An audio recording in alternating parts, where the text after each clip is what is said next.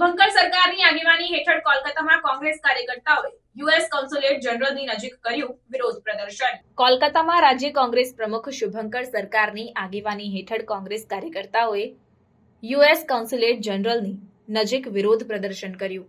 આ પ્રદર્શન તાજેતરમાં યુનાઇટેડ સ્ટેટ્સ દ્વારા 104 ભારતીય નાગરિકોની નિષ્કાસન પ્રક્રિયા દરમિયાન તેમને હથકડી અને બેડીઓ પહેરાવવામાં આવી હતી, જે વિરોધીઓએ અમાનવીય અને અપમાનજનક ગણાવી હતી।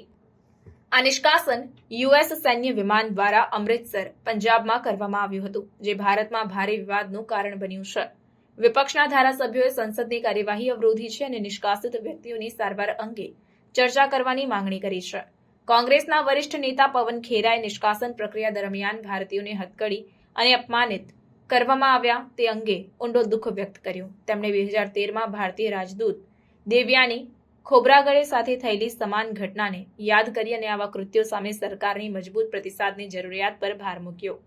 આ વિરોધના જવાબમાં ભારતના વિદેશ મંત્રી સુબ્રમણ્યમ જયશંકરે જણાવ્યું કે સરકાર યુએસ અધિકારીઓ સાથે સંપર્કમાં છે, જેથી નિષ્કાસિત ભારતીય નાગરિકોને કોઈ દુર્વ્યવહાર ન થાય। તેમણે નોંધ્યું કે 2012થી નિષ્કાસન ફ્લાઇટ્સ દરમિયાન બંધનોનો ઉપયોગ યુએસની માનક પ્રક્રિયા રહી છે।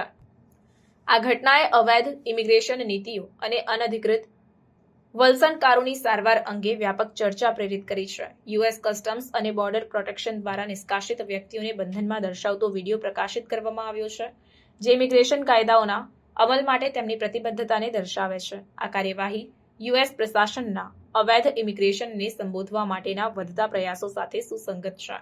કોલકાતામાં કોંગ્રેસ પાર્ટીના વિરોધ પ્રદર્શનથી વિદેશમાં ભારતીય નાગરિકોના ગૌરવ અને અધિકારો અંગે વધતી ચિંતાઓ પ્રતિબિંબિત થાય છે। પાર્ટીએ ભારતીય સરકારને પોતાના નાગરિકોની સુરક્ષા માટે નિશ્ચિત પગલાં લેવા અને અવૈધ વલસાડના મૂળ કારણોને સંબોધન કરવા માટે આહ્વાન કર્યું।